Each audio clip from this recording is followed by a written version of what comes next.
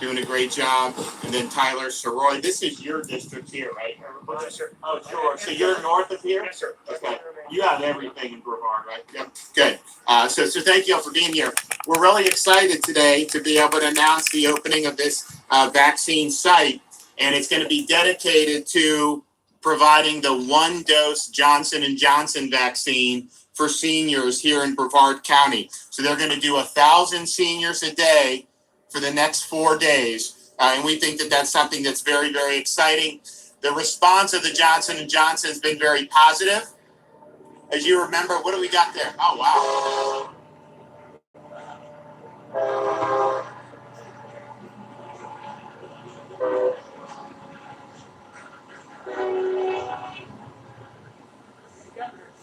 You should just start from the top. Yeah.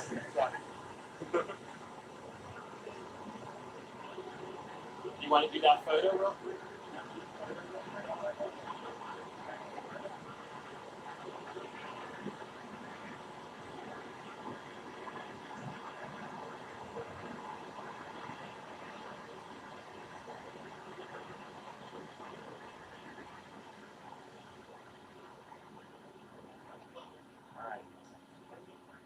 As we were saying, we have 1,000 shots a day with the Johnson & Johnson vaccine for seniors for here in Brevard County. I want to thank everyone for working hard to do this. So this will be 4,000 J&J shots over the next 4 days. And this is something that you're one and done. You get it, and then you can kind of move on. Obviously, it takes some time for the potency to be 100%. But this is something that I think a lot of people have really been excited about. There was some confusion at first because they said, oh, it's not as, quote, effective as Pfizer or Moderna. Well, it was 100% effective at preventing death and significant illness and hospitalization, which is really the name of the game. So technically less, quote, less effective at preventing mild infection. But honestly, you get a mild infection. We deal with those all the time in different types of viruses. So this really does the trick, I think, and I think it's going to be really, really good. And part of the reason why we wanted to work with J&J, Brevard, we've done almost 80,000 shots for 80,000 seniors have gotten shots in Brevard, just under that. 53% of seniors as of this morning's report. Obviously, the report does lag, so it's probably more than that. But you look statewide, we're way over 60% statewide. So we really believe this site here can help get Brevard with 60+% of the seniors having shots. I think that that's very good. When you're doing J&J, you do a site like this, you don't got to come back in 21 or 28 days. All of our other sites we've done, you got to come back.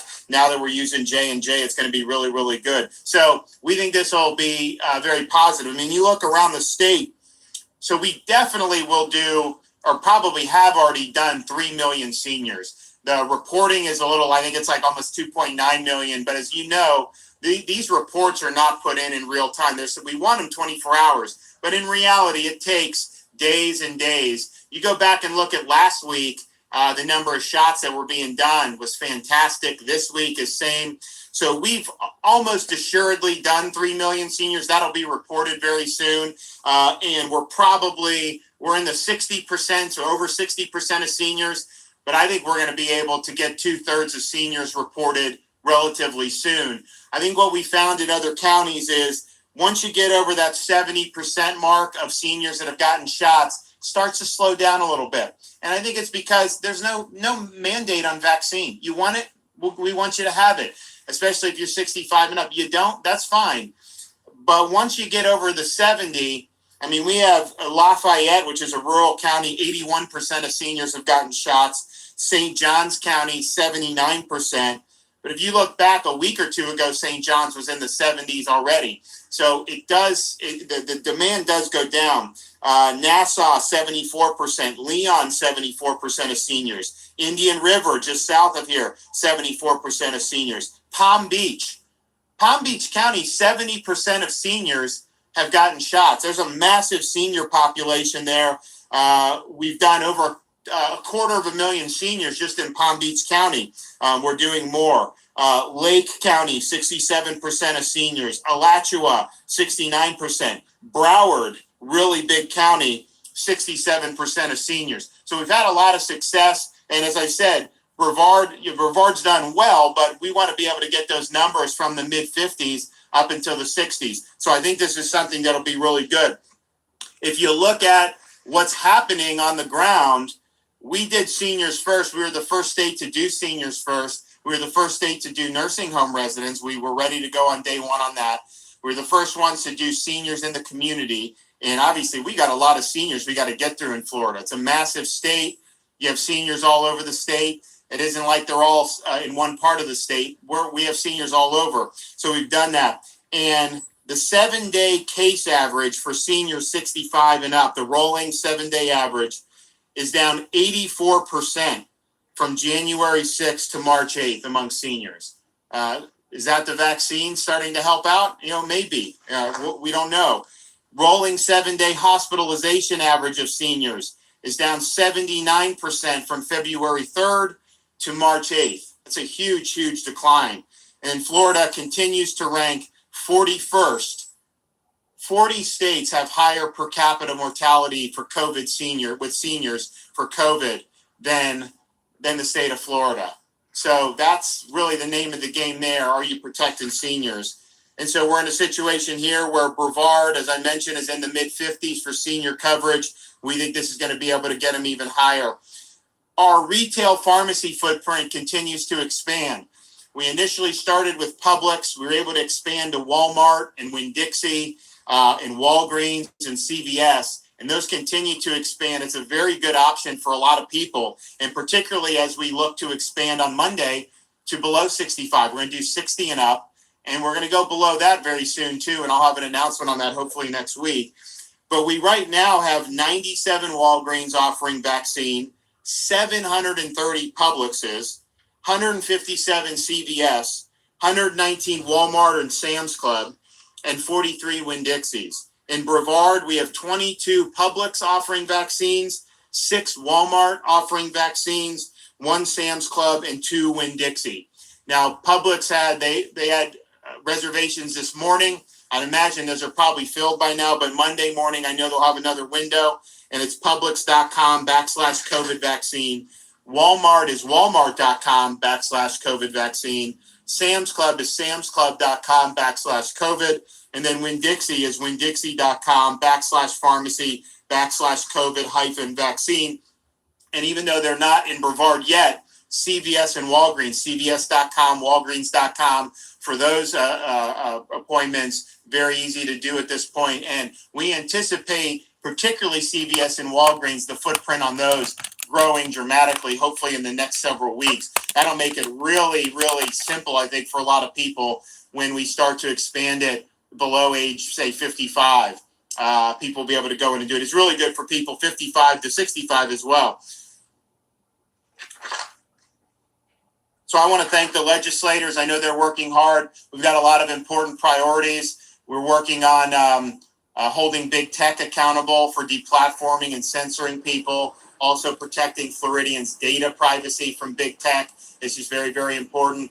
The House has passed really strong anti-rioting legislation. We want to continue with that in the Senate and get that over the hump. I think we're going to do really well with our key initiatives in terms of environment, in terms of education, and we're going to have some announcements on education next week.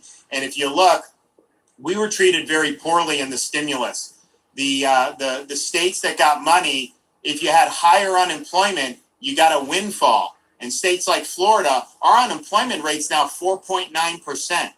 The states like California, they're 9%, 9.1. New York's 8% plus, these states. And, they locked down. It wasn't effective. They have higher COVID mortality, certainly New York and New Jersey and Illinois and all those. California is much higher per capita for 65 and up than we do. And yet you have all these economic problems and schools are closed in a lot of those places. So Florida, we're going to end up getting about $2 billion less than if they had just done a per capita distribution. And that's really fundamentally unfair. We actually had to make tough decisions.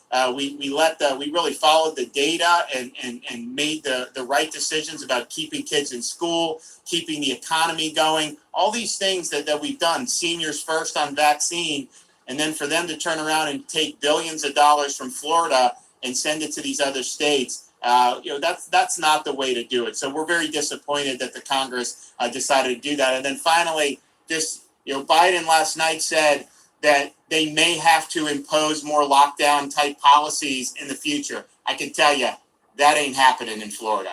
We are not going to let him lock down Florida. I know they talked about restricting travel of Floridians. That's totally unacceptable. We said that from the beginning. But with vaccines now available, with the vast majority of seniors, 60+% of seniors in Florida, we're going to hit 2/3 of seniors very soon. Hopefully we can get it over 70% if the demand's there. And then getting vaccine into the 60 and the 55, which we'll do very shortly, to even contemplate doing any type of lockdown, honestly, it's insane. And so that's not going to happen in the state of Florida. We like the fact that people are able to work here. We like the fact that we've been able to save thousands of businesses and save people's livelihoods. And we love the fact that parents have the right to send their kid to school in person. So we're going to continue doing what works, but under no circumstances would we entertain anything of the sort. And so I think these vaccines are great. J&J is great. I think the seniors are going to love it here. And we look forward on Monday in Brevard, as well as throughout the rest of Florida, for getting our 60 to 64-year-olds in the hopper. I've already talked to a lot of them that have their appointments, and they're really excited about it. I think we can get through a lot of them in relatively short period of time because the supply is better than it was a month or two ago, and then hopefully be able to go into even younger demographics, particularly the 55. So stay tuned on that announcement. But I want to thank everyone for making this site happen, and I think it's going to be really successful. And we're going to do, we did one in Sumter with the J&J. We've done one in, I was in Lake City, up in North Florida yesterday with J&J. We're here. We're going to do another one on the east coast of Florida later today. And then as J&J starts becoming more prevalent, we didn't get any new J&J this week. So this is that initial dose. The pharmacies have some. We have some at some of the normal sites. But we wanted to say, let's do some specific J&J sites and see how the demand is. And I think the demand's been really, really positive. So we're excited about that and want to keep up the momentum going forward. With that, I take a question. Yes, ma'am. Governor, you said this week that April, you may be able to open this up to all adults in Florida. You're going to get a lot of demand when that happens. So how is the state going to handle that crush of demand, given the phone lines that crashed, the websites that crashed when seniors were first eligible? Well, so I think a couple things. One is we're going to do 60 plus starting on Monday. We think that that'll go well. The infrastructure that's in place now is fantastic. At the end of December, when we were doing seniors first, we didn't have any retail pharmacies. There was no retail pharmacies that you could get it for at all. We were doing it primarily through hospitals, started to expand it to county health departments. Hospitals did a really good job, but I mean, they just weren't used to having hundreds of thousands of people crash on their system. Some of the counties weren't ready for that. We've obviously helped augment that with some state support for there. So I just think we're in a much different situation than we were there. But that's why we're doing the age gradually, because the 60 to 64, that's between 1.5 million and 1.9 million additional Floridians. Now, not all of them will want it, but a big chunk of those are going to want it. So you want to go through, do it. We have much more doses on a weekly basis than we did 2 months ago. Then you do the 55 and you get the sense of that. And then I'm pretty sure sometime in April, as long as the supply keeps coming in good and hopefully increases with J&J, then you'll be able to do it and say, you know what, any adult who wants it can get it. I'd be willing to bet you that the interest in it from people that are, say, under the age of 40 will be much less than it was with the seniors. I mean, we had seniors that were waiting for this vaccine for a long time. This is a big deal. I mean, I've gone to so many of these places where we've been able to bring vaccines to seniors, and it's a very emotional experience for a lot of them. I mean, because they've been waiting for this. They'll finally get that shot. You know, they feel like that it just gives them that confidence to really be able to live full lives again. And I know a lot of seniors have been doing a lot of good stuff in Florida. They haven't necessarily been just sitting at home all the time, but they've been cautious, and now to have that. So it's a really, really big deal. I think as you get into some of the younger demographics where the risk is just a lot lower, I think it's going to be less than 50% are going to opt for it. And in fact, we got a little bit of a preview on that. When we brought it to the hospitals, we did the frontline healthcare professionals.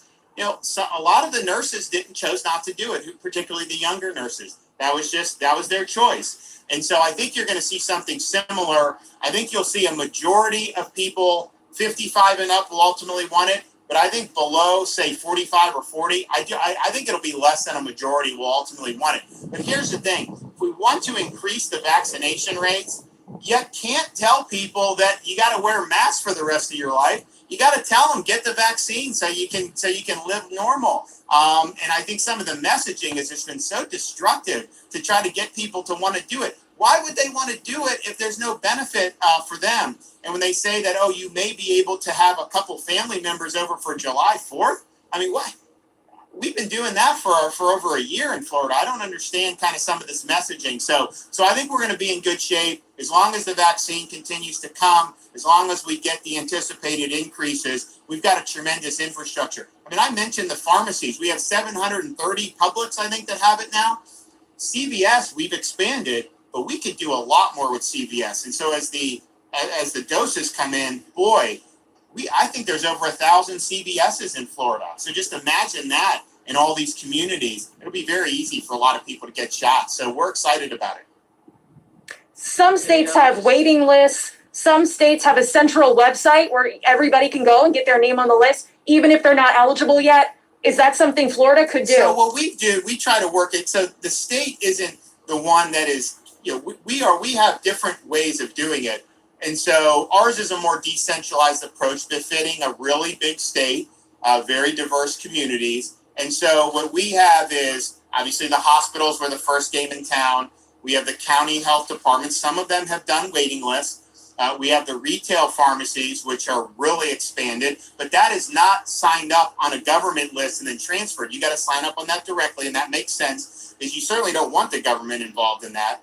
We've done a number of events with church groups. We've done a lot of African-American churches. We rely on the churches to reach out to their parishioners and bring folks in, and it's more effective that way. So again, that's not taking them off a government list. That's working with the community and saying, who do you want us to vaccinate? We'll do it. Same with the senior 55 and up communities. When we're down in Kings Point and Delray Beach, we're working with them to notify their folks, roster them, and then do it. So it makes it easier for different folks. And then we also are now getting it in physicians' offices, and then we're getting it in some of the health plans now have this. So a health plan is great because they have people that they service on a normal basis. So say Monday, we have 60 plus. A health plan can reach out to some of their members and say, okay, you want to come in and get the vaccine? You do it. So it's a very orderly process, and I think it works very, very well. So that, I think, is better than trying to have it all centralized in the government and have the government be the one that is dictating all these appointments. Because the fact of the matter is,